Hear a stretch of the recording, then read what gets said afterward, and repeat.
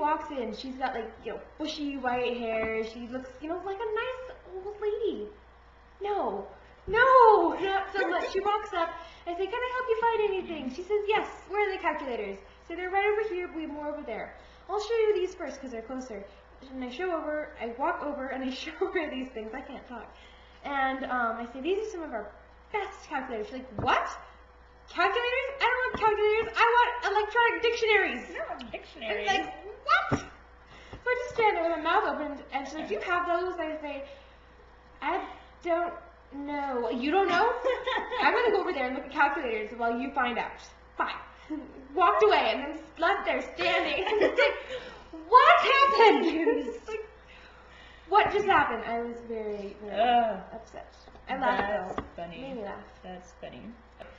So I'm helping this lady on the floor, and I don't even remember what we were looking for because it doesn't matter. Right. But she was just talking to me about the item that I was helping her with, and then just out of nowhere, she's like, "Don't you hate technology?" I was like, sometimes, I guess. I mean, it's kind of a pain in the butt. She's like, "Don't you hate Asian people?" What? No. What are you talking about?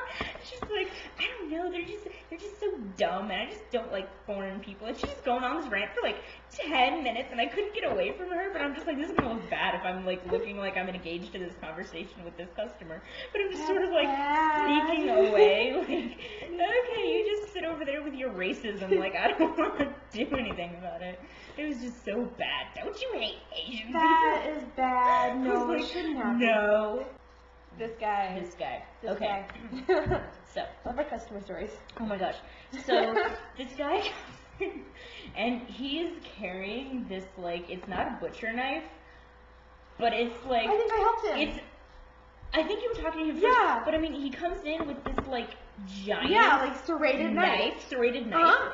And the way he comes up is like he comes in through the door and he's holding it just like this, and he's just like walking towards me with this knife, and here I am going like, did I take you off or something? Like, is he coming now to kill me? Is he like on a vendetta here? Exactly. But I mean, he comes over and he's just like, I want to mail this. That's what I was helping with. Can I wrap this or something? He wanted to mail it in bubble wrap. I tried to talk him into mailing it into a magazine tube. So we tell him, we're like, okay, go over there to that section and they can help you wrap it or something like that. So he's just like, okay. It's so funny though, because after he leaves with his wrapped up knife, and then one of our other employees comes over to us, and he's like, man, I was worried there for a minute about you because I saw him coming up to you with a knife, and I'm doing the math in my head, like, how fast would I be able to go over there and save her? I don't know, because I would have had to like duck under my register or something like that. He was just gonna come in. You fit under your register. He was just coming with me with a knife, and I was like, okay. Tell the whole story. Tell Mallory the whole story. Are you standing in a hole? Oh, this is our customer segment apparently. So this customer, and he's a tall dude. So he just comes over to me, and of course I do the whole introductory like, how are you doing today? Did you find everything all right? And he doesn't answer me either time. He just stands there staring at me. And so as he's staring at me, I just sort of give him this look like, what do you want? What? And he just goes, oh, sorry, I was just trying to think and decide if you were standing in a hole or if you were actually that short. And I'm just sitting there like, who says that? Like, who just goes up to a random person being like, are you standing in a hole? He says that. And I just sort of did that awkward laugh where it's like, You're laughing. No. Because I didn't know how to react. So I'm just like, You guys remember the guys who asked my grandma out through me? No. Yes, I did. Yes?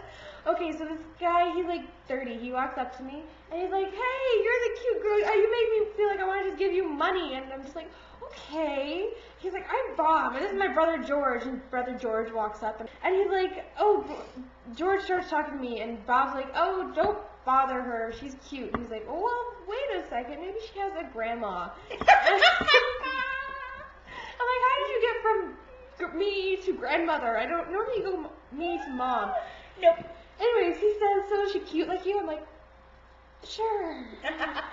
And then he says, in that like skip a generation yes, kind of way. exactly. And he's like, is she single? I'm like, yes. He's like, cool, we can double date. I'm like, ah! And he's like, okay, I'm going over here. And we walk away and I'm laughing. I just love funny customers like that. And then you're just in that awkward position because you don't know if you should laugh or if you should And just he'd be like going over here. run away at Exactly. the same time. No. So what was your story? Kilt guy. Yes. Kilt guy is about that big. He is tall, he's about 6 feet tall, about as tall as Kyle, and he's skinny. He's got black hair, just a little shorter than mine. It goes, falls like a prince hair. Only it's not prince because it's kind of gaseous. Like Snape hair. Like Snape hair, only he doesn't have a Snape nose. He's got a big nose. Yeah. And he walks up to my register. I didn't even notice him at first. I look over. He's wearing a black vest with a fluffy black gray plaid shirt that's kind of rolled up halfway, like right back there. And he's got like tons of necklaces on, and he's wearing bracelets. But that's not even the best. He's wearing a kilt and what are they called? Tights. A kilt and tights, and then these like women pointed shoes. They look like elf shoes. And I'm talking to him. I just can't look at him because it's like, okay, you're like a wannabe elf. Can't look at you. Going over here to type stuff in. And like he hands me his money, and like for some reason, you know how when people hand you their money, they're like, "Don't touch me." He's like, "I'm going to touch you." And he's like, "Your hands are cold." He's all clammy, and he's pale and pasty. He walks away. And I see him again a week later. He's got a girlfriend who's dressed basically the same as him.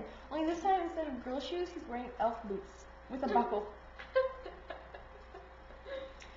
Same hair, same outfit, just the boots. Which is like, it's so funny because I feel like looking at him being like, did they kick you out of the Keebler tree or something? Like, what was that? The Keebler elves were green. So he's That's emo why. elf. He's the emo Keebler elf. The emo that grew about ex-Keebler that elf. big. Yes, exactly. That's what he was. He just decided. I didn't know what a Keebler was for a moment. I was like, what the heck is a Keebler? It kicked in. I don't eat Keebler. What's a Keebler? I was like, is this some crazy like tree place that I've never read about? Ex-Keebler. You're writing it down. I am writing it down. It's gonna be one of those PS inside joke things inside of your cards. It is. You need to write a book, not a card. I am going to write a novel of like all of our epic experiences.